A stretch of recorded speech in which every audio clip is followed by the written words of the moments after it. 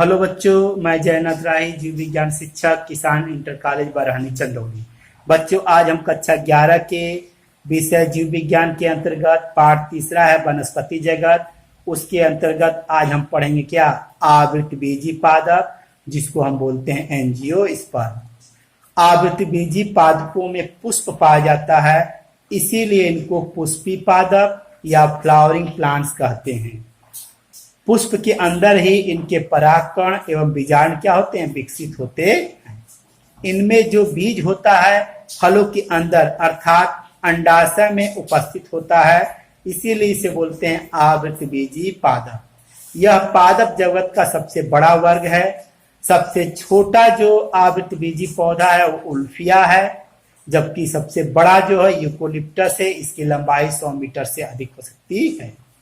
आवृतबीजी पादप दो वर्गों में बांटेंगे, एक बीजपत्री जिसे मोनोकाट कहते हैं, दूसरा है द्विबीजपत्री जिसे हम डाइकाट बोलते हैं। द्विबीजपत्री पादप की क्या पहचान है?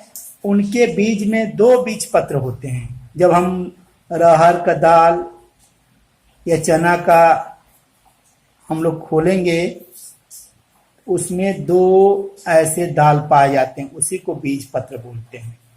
तो द्विबीजपत्री पादप में के बीज में दो बीजपत्र होते हैं, दो कॉटिलिडेन, और पत्तियों में जालिका व सिरा विन्यास होती है, और पुष्प में चतुष्टयी या पंचटयी होते हैं, टेट्रामेरस या पेंटामेरस होते हैं, अर्थात सेपल पेटल की जो संख्या 4 या 5 हो सकती है, दल और दल पुंजों की संख्या।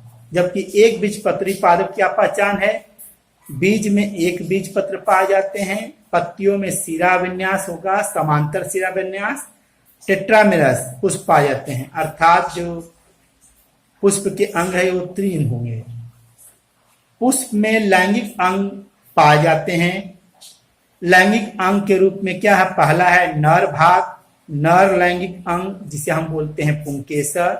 पुंकेसर के 3 भाग होते हैं। ये गोलाकार जो भाग होता है उसे परागकोश, ये तंतु की जो संरचना होता है उसे पुतंतु बोलते हैं। परागकोश पुतंतु से जहां से जुड़ा होता है उसे योजी बोलते हैं। ये पूरी संरचना पुंकेसर कहलाती है। इसी परागकोश के अंदर क्या होता है? लघु बीजाणु मात्र कोशिका होती है। इसके अंदर मियासिस होता है और सूत्री विभाजन होता है। क्या होता है? और सूत्री विभाजन होता है। तो उसके उपरांत लघु बीजाणु बनते हैं। प्रत्येक एक मात्र कोशिका से और सूत्री विभाजन के बाद 4 लघु बीजाणु बनेंगे, जिसको हम परागकण कहते हैं। आइए देखते हैं। मादा जो जनन अंग है उसे स्त्रीकेसर अंडक कहते हैं, इंग्लिश पिस्टिल या कार्पिल कहते हैं। ये देखिए, ऊपर जो चौड़ा भाग है उसे वर्तिकाग्र बोलते हैं। ये जो नली जैसा भाग है उसे वर्तिका, और ये जो फूला हुआ भाग है अंडाशय। ये 3 भाग मुख्य होते हैं। नंबर 1 वर्तिकाग्र, नंबर 2 वर्तिका, नंबर 3 अंडाशय। अंडाशय के अंदर आपका बीजांड होता है। बीजांड के अंदर ही भ्रूण कोश का विकास होता है। बीजांड को ही के अंदर क्या होता है? गुरु बीजाणु मात्र कोशिका होती है जो 2n होती है। इनके अंदर मियासिस होता है, तो 4 गुरु बीजाणु बनते हैं। 3 उसमें से नष्ट हो जाते हैं, एक गुरु बीजाणु ही आगे जाकर के विकसित भ्रूण कोश का निर्माण करता। देखते हैं, ये विकसित भ्रूण कोश है जिसको हम एम्ब्रियो सैक कहते हैं। ऊपर चैलेजल इंड होता है। चैलेजल इंड की ओर जो 3 कोशिकाएं होती हैं उन्हें प्रतिव्यासात कोशिकाएं कहती हैं। इनको एंटीपोडल सेल्स कहते हैं। इनकी संख्या 3 होती है। बीच में 2 केंद्रक होते हैं जिसे ध्रुवी केंद्रक बोलते हैं, और 3 जो कोशिकाओं का एक समूह होता है उसे अंड समुच्चय बोलते हैं, जिसमें एक अंड कोशिका बीच में पाई जाती है और किनारे किनारे 2 सहायक कोशिकाएं पाई जाती हैं। इस तरह विकसित जो भ्रूण कोश होता है 8 केंद्रकी होता है, अर्थात इसके अंदर 8 केंद्रक पाए जाते हैं। क्या पाए जाते हैं? 8 केंद्रक। देखिए 1 2 3 4 5 6 7 8, जबकि यह 7 कोशिकी होता है। क्या होता है? 7 कोशिकी होता है। देखिए कैसे कोशिका, ये प्रतिव्यासात कोशिकाएं 3 होती है, 1 2 3 4 5 6 कोशिका हो गई।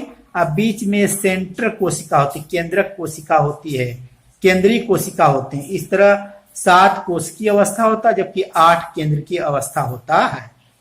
अब देखते हैं आगे। अब परागण की क्रिया संपन्न होती है। परागण क्या होता है? परागकण पुंकेसर से परागकण का किसी माध्यम से स्त्रीकेसर के वर्तिकाग्र पर पहुंचता है, उस क्रिया को हम बोलते हैं परागण। परागण कई तरह से हो सकता है। वायु परागण के द्वारा हो सकता है, जल के द्वारा हो सकता है, कीट के द्वारा हो सकता है और पक्षियों के द्वारा हो सकता है।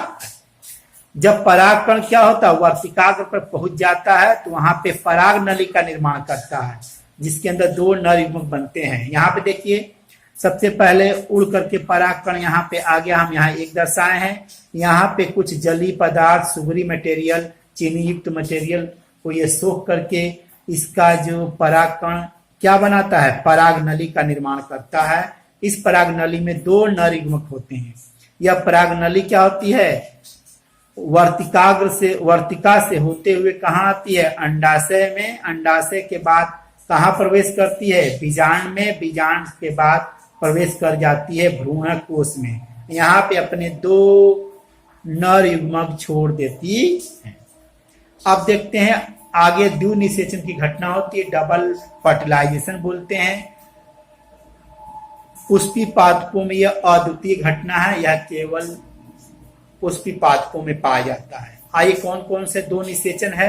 पहला है सत्य निषेचन, जिसे ट्रू फर्टिलाइजेशन बोलते हैं। इसमें एक नर युग्मक जो है वो अंड कोशिका से मिलेगा। अगुणित नर युग्मक, अगुणित अंड कोशिका जब मिलते हैं तो द्विगुणित युग्मनज का निर्माण करते हैं। यही युग्मनज भ्रूण बनाएगा, यही भ्रूण आगे जाकर पादप में विकसित हो जाएगा। दूसरा है त्रिशल्यन, जो नर युग्मक है वह द्वितीयक केंद्रक का निर्माण करता है। यहाँ पे बताना हम चाहते हैं कि जो ध्रुवी केंद्रक हैं वो निषेचन के दौरान या निषेचन के पहले द्विगुणित द्वितीयक केंद्रक में बदल जाते हैं। यहाँ पे देखते हैं जो नर युग्मक है और दूसरा द्वितीयक केंद्रक, ये 2n है, ये n है। जब आपस में मिलते हैं तो बनाते हैं त्रिगुणित प्राथमिक भ्रूण पोष केंद्रक। जो 3 होता है तो पुष्पी पादपों में जो भ्रूण पोष होता है वो ट्रिप्लॉइड होता है, 3n होता है। यह विकसित भ्रूण को पोषण देता है। निषेचन के पश्चात पुष्प के जो अन्य भाग है जैसे एंटीपोडल सेल्स, सहायक कोशिकाएं, ये नष्ट हो जाती हैं। जो अंडाशय है वो अंडाशय जाकर के फल का निर्माण करता है। बीजांड जो है बीज का निर्माण करता है। जो अंडाशय भित्ति होती है वही फल भित्ति का निर्माण करता है, जो बीज को चारों ओर से सुरक्षा प्रदान करता है। इस तरह हमने क्या पढ़ा? पुष्पी पादपों के बारे में अध्ययन किया। नमस्कार, धन्यवाद।